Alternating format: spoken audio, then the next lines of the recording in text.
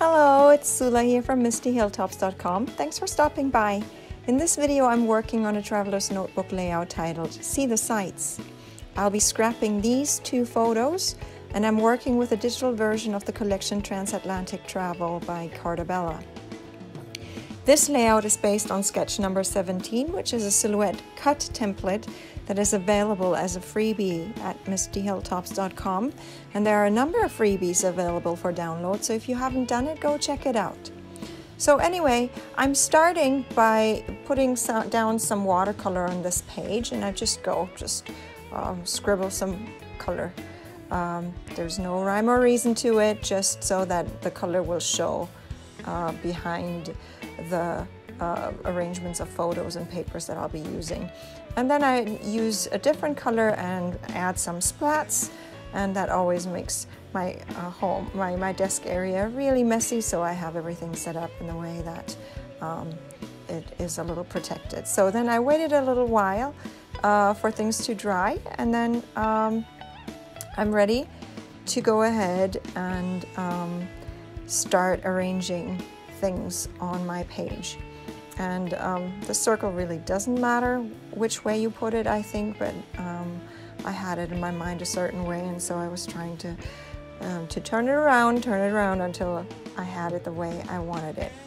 So using watercolor, it's actually just dries really fast on my paper. It's usually in 1 or 2 minutes it's dried, and then I can continue with my work. I do have gesso. I realized I don't really like using gesso on the background before I apply watercolor or other things, because it terribly warps my pages.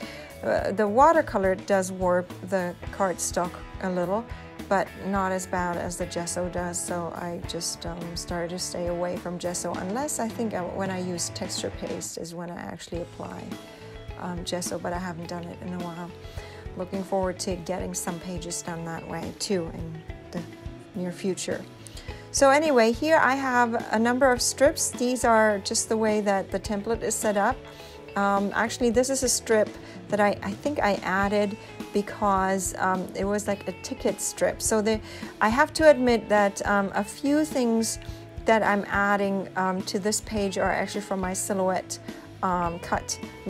silhouette library, and so obviously I cannot add those into the template that I'm sharing as a freebie, but I still like to use those things that are in my library, and so I end up doing that. Anyway, I realized that I wanted the circle to be underneath that ticket strip, and so I had to pull that strip off again, and now I'm just applying a little more glue where I was pulling things and readjusting things. So I use a toothpick for that. It is really not very messy. This bunting is one of my silhouette cut files that I got in the silhouette store years ago. Can't tell you who's the designer. Haven't looked it up. I'm a huge fan of Lori Whitlock, I will say. So a lot of my cut files are just by her, because I just naturally gravitate to her stuff. So it's not because I want to buy her stuff, it's just I love her stuff. And so anyway, here I'm arranging the other papers. So I just clip the papers to the template that is there, and by the time I release this video, the template might not quite yet be released on my blog, but it will be there eventually. There's a lot of other templates that are in the making and have been released or will be released. So anyway, so I just easily clip the papers to these shapes that are in the template, and then I print and cut them, and there are videos on how I do that. If you want to check out how to get perfect cuts and print and cuts every single time, I recommend you check out the channel, the how-to playlist there.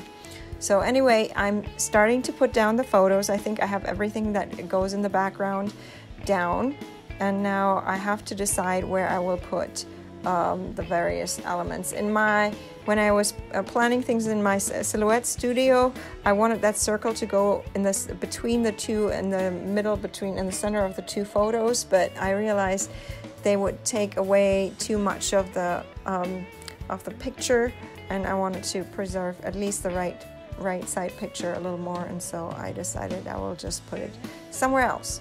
And then this is a stamp that I used with this book plate. This book plate comes with a template, and I just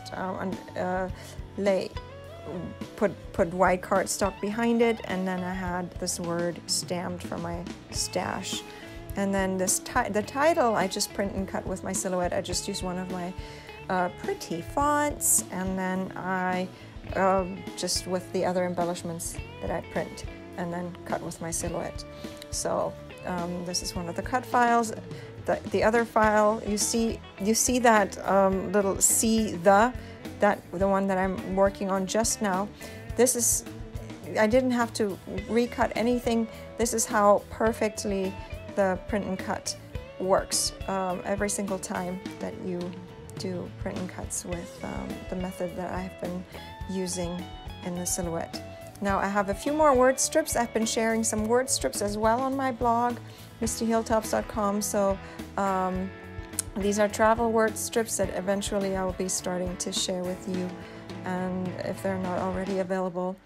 There's just too many things I want to share with you, and not enough time, I guess. So anyway, it's just the last embellishments that need to go down. I made these flowers. I think these flowers are actually from a simple punch, just a cheapo punch that you can get easily someplace, not a brand. And I just shaped them, gave them a little more dimension, and then I just put them around the page. Now with that one, the left flower, I had to make sure that it doesn't run down the middle there where the cut line will be. I'm cutting this page off screen. I already had turned the camera off by the time I realized that I hadn't yet cut the pages apart, but I am cutting the page apart when I'm done assembling things, and so I always make sure whatever goes in the center, it doesn't conflict with that cut line. Or if it's like a bulky thing like a flower, I don't want like a part of a petal to be cut off of the flower. And so I'm a little or very conscious with everything that I put down the middle line there where the cut line will be, to separate the two pages again. Here are a few more word strips that I wanted to place on the page, and I think I have the three clusters that are the typical clusters that I'm trying to get. I guess with this page I did cut. It might have been a different page that I'm talking about. Anyway, I flip it around and then cut the pages apart. And then there was a little bit that was going over the edge. I did that on purpose because I sometimes want to make it look like it just goes beyond the page, and then there's a little more warping from the watercolor, but I think that's it. I'm going to leave you with some more close-ups. I hope you enjoyed this video. If you did, smash the thumbs up button and consider subscribing, and I hope you have a great day. Thanks for watching. Bye.